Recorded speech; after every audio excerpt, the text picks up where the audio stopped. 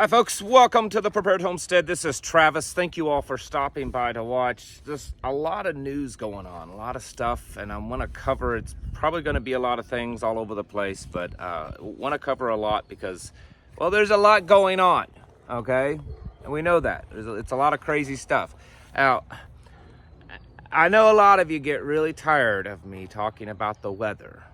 You know, when I start the video out, I talk for a minute or two about the weather or something going on around here in my life or what we're doing, and it irritates a lot of you. And to make peace, I'm going to talk about the weather a little bit. It's crazy warm here. We're supposed to have like 82 degrees today. It's nuts. It's the end of February. We're in the 80s. We're breaking records. And what's really crazy is there's supposed to be a cold front moving through this evening and drop us down into the 20s tonight, and wind chills of negative 15. We're supposed to go through this evening a period of very possibly some severe thunderstorms, hail, high winds. I'm not quite sure on the tornadoes, but you know, the other stuff. And then cool us down, and then we'll be cool for a few days, and then we'll shoot back up. But it's okay. This is the Ozarks. This is totally normal here. Totally normal. Have you guys seen, there's a couple of videos out going around. One, well, they're both horrific, but one is exceptionally horrific. This guy speeding through an intersection and runs over a couple of people, a mother and daughter. I'm not going to show the video, but most of you have seen it. It's awful. This guy was supposed to be in prison and ended up, the judge let him off scot-free, pretty much. Small little bail, and let him out, and then he did this. There's another video of a guy, he's one of these TikTok freaks, okay? He makes money making stupid videos. He's in New York City. I will show the video for this one. He's going around and assaulting, like body slamming and knocking people down. Almost every one of them are elderly and disabled. You can see in the video, one guy was blind, another guy on crutches. And apparently he thinks this is funny, and apparently other people think this is funny, and they watch this and they get entertained. And it's repulsive, it's repugnant. And it shows the degradation of our society, especially in those areas. Now, New York has been kind of a lost cause for a long time. I'm sorry if you're from New York. You guys had a chance there back in the 90s and stuff when you were kind of cleaning up the city and crime, and then it's just, you let the liberals back in, and well, now it's pretty much done. Same thing with California and a few other places. Because if this kind of stuff was happening where I live, this guy he either wouldn't be alive very long, he wouldn't be a free man very long, or he wouldn't, he would be in the hospital for a while, because there's plenty of people around here that take care of people like that. But the reason why I'm showing you these videos or talking about these two incidents is because I believe it's just another example of the failing collapsingness of our society. I mean, we can talk about, you know, economic collapse and government collapse and supply chain collapses and stuff. But what we're really seeing is just the collapse of our society, our culture. It's just being destroyed by all this liberal, satanic, demonic, globalist, Marxist garbage. You don't have to agree with me. It's not your channel, it's mine. I get to say what I want until YouTube tells me not to, and then I'll be over on Locals, which you should go sign up. It's only $3 a month. I talk about all kinds of different things over there. But it's my channel, so I get to say what I want. But yeah, it's the society's collapsing. It's horrible. And I just thought I would point this out before I get into actual news stuff of what's going on. I've talked about the whole Ukraine-Russia thing a little bit more here lately. You know, it kind of faded away there for a while, but it's coming back into prominence in the news cycle. And part of that is that, well, yesterday, in the last 24 hours, it's been kind of it's been a lot. Because yesterday it came out here, the Telegraph, saying that the Ukraine-Russian war, that NATO and EU leaders are considering sending troops into Ukraine. This came out when Macron of France said that they do not rule out sending troops over to Ukraine. meaning the United Nations, European Union, NATO, the West, that they have not ruled out sending troops into Ukraine to fight against Russia. Well, of course, we know exactly what's going to happen if that happens. Russia fired back very quickly and said that Russia will absolutely go to war with NATO if troops are deployed in Ukraine. This was very shortly after that. And I know I wouldn't blame them, because that's an act of war, regardless of whose side you're supporting or no side. You have to understand that would be an act of war. So Russia said, all right, if that's the game you're going to play, then we'll do that. They've already, just a few days ago, the General Secretary of NATO stated that Ukraine would absolutely, in fact, become part of NATO. It's only a matter of time. It's not if, it's when, that it would become part of NATO. Well, in the last few hours, it's been kind of a poo-poo storm, it seems to be, of trying to get some clarification on this. Germany's chancellor, prime minister, whatever they call him over there, the Führer or whatever it is. Sorry, German folks, I'm just joking. It's a joke, okay? Just have a sense of humor. He said he rejected that, and he said absolutely there will be no NATO or European ground troops in Ukraine. It's not going to happen. Then all of a sudden, the NATO's chief Stoltenberg rebuffs Macron's comments and says there are no plans. There are no plans. Almost like they bit off a little bit more than they could chew with this statement. They got a little scared. They realized, oh, wait a minute, we rattled the sabers a little too loudly, right? And so they're really doing some backtracking and saying, no. There's no plans to send some NATO troops into Ukraine. And Sweden also says that they don't envision that ever happening. Well, we've heard that before. We've heard that we weren't going to send tanks, and we weren't going to send F-16s, and we weren't going to send long-range missiles. But yet we've been doing all of those things already. And there are troops. There are Western troops in Ukraine. There may not be in necessarily a combat capacity, but they're there. They're there as advisors, and there's even been reports over the last couple of years of certain ones getting killed. So it does seem like that they're really backtracking on this. And is it fear, or is it strategic, planning and all? Who knows?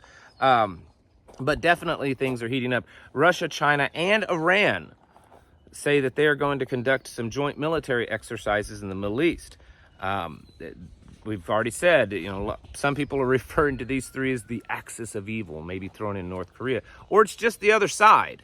Because at this point, the term evil has become relative. Not that evil is relative, but in this sense, because there's no one side that's evil and then the other side that's good. That's not how this conflict is playing out, folks, in case you haven't figured out. Iran is also seems to getting pretty serious on their production of nuclear weapons. Many of us feel that they probably already have usable nuclear weapons, but they have 27 times the amount that they're allowed to have of uranium stockpile, 27 times of what was agreed upon back in, 2015. That was the original agreement back then. And then also kind of shifting gears a little bit, just a day or two, I think it was yesterday, did you see the cute little video of Joe Biden licking his ice cream cone? Yep. He loves his ice cream. He doesn't do anything else productive, but he loves to eat ice cream. And he was asked if there was going to be a ceasefire agreement in the Middle East, and he's like, oh, it might be even this weekend. Like, it's that close. I don't know for certain, because I don't know anything that's not told to me, but it might be this weekend. Well, Qatar says that there's no breakthrough regarding a ceasefire agreement. Nothing. There's no breakthrough. And then to pile on top of that, even though it's not Israeli and Hamas, it's definitely part of what's going on. The Houthis, and you might have heard about this yesterday, they knocked out some very important underwater internet cable systems that connect Europe to Asia. There's underwater cables that go all over the planet. It's for internet and data and all that kind of stuff, communications. And they've knocked out, I think, 4 of them that go through the Red Sea. This is a pretty big deal. This is making communications going from Europe to Asia very difficult right now.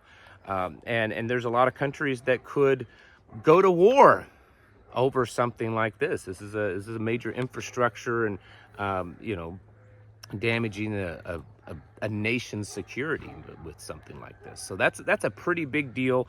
I suspect we're going to continue to see some increases in hostility in that. There's also been more threats on U.S. ships there in that kind of Red Sea area that the Houthis are in. So there's all that. Now, another shifting gears. Remember, this is just a big different, all kinds of conglomerate news stuff, right?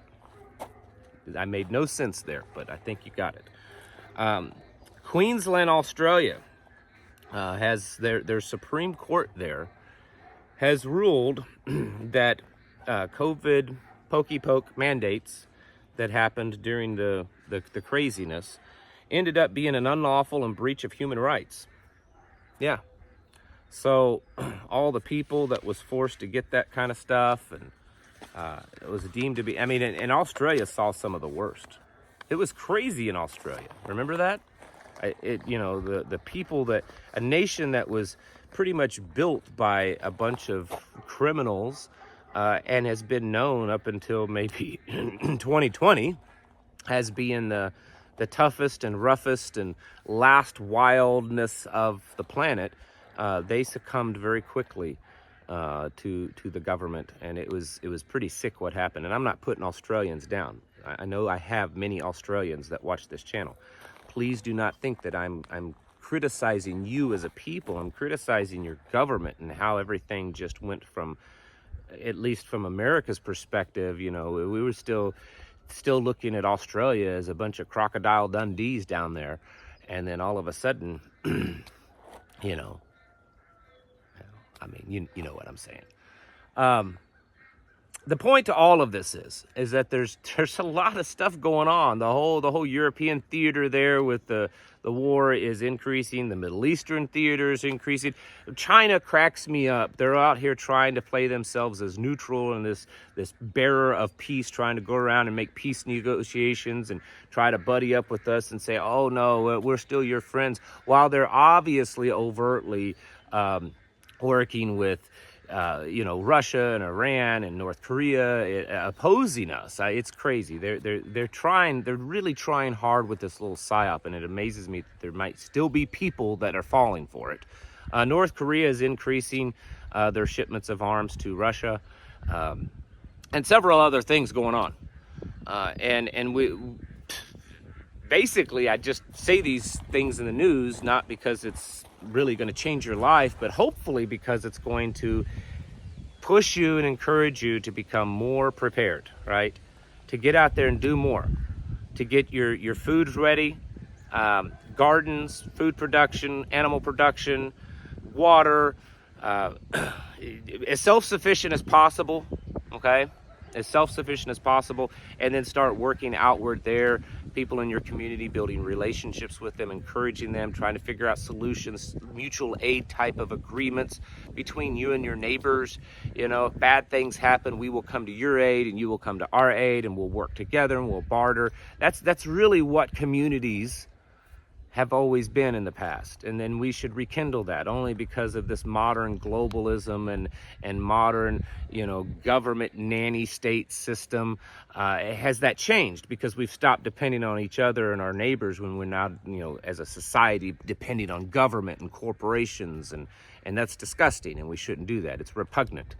So we should turn around and go back to where we're relying on each other and building relationships with each other.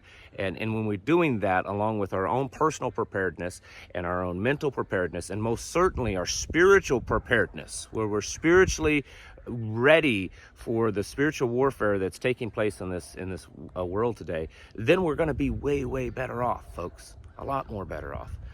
And there's no guarantees, but we can certainly ride this storm out much better than the average person. And that's really what we need to be doing. Folks, you need to be getting your houses in order and preparing yourselves mentally, physically, and spiritually. Thanks for watching. I'll catch you in the next video.